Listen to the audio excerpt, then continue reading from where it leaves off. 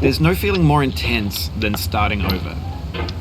If you deleted your homework the day before it was due, as I have, or if you left your wallet at home and you have to go back after spending an hour in the commute.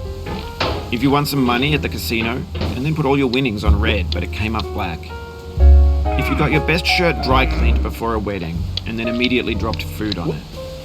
If you won an argument with a friend and then later discovered that they just returned to their original view. Starting over is harder than starting up. If you're not ready for that, like if you've already had a bad day, then what you're about to go through might be too much. Feel free to go away and come back. I'll be here. Alright, thanks for coming with me on this trip. I'll understand if you have to take a break at any point. Just find a safe place to stop and quit the game. And don't worry, I'll save your progress, always, even your mistakes.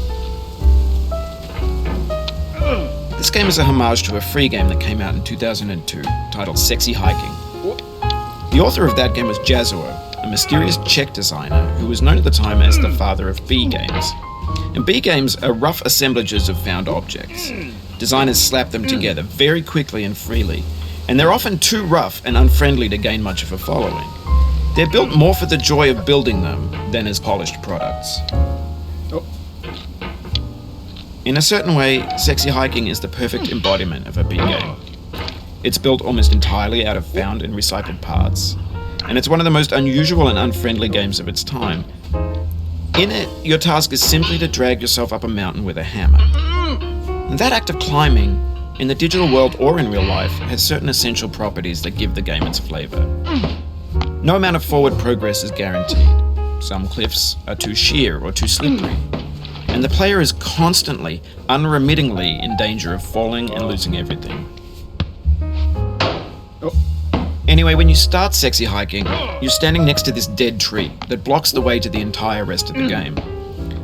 It might take you an hour to get over that tree, and a lot of people never got past it. You prod and you poke at it, exploring the limits of your reach and your strength, trying to find a way up and over. And there's a sense of truth in that lack of compromise. Most obstacles in video game worlds are fake. You can be completely confident in your ability to get through them once you have the correct method or the correct equipment or just by spending enough time.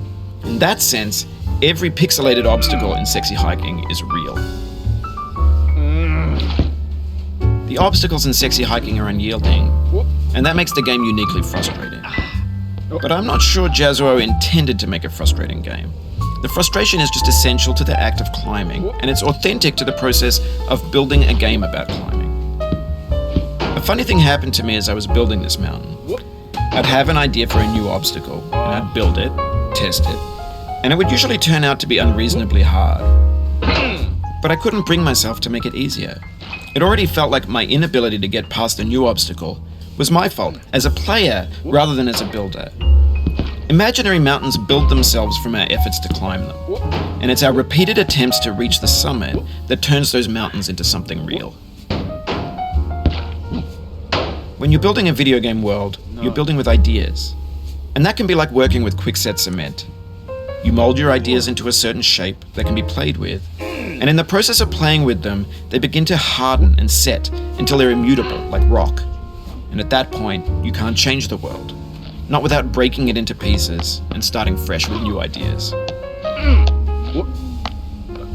For years now, people have been predicting that games would soon be made out of prefabricated objects, bought in a store and assembled into a world. And for the most part, that hasn't happened, because the objects in the stores are trash,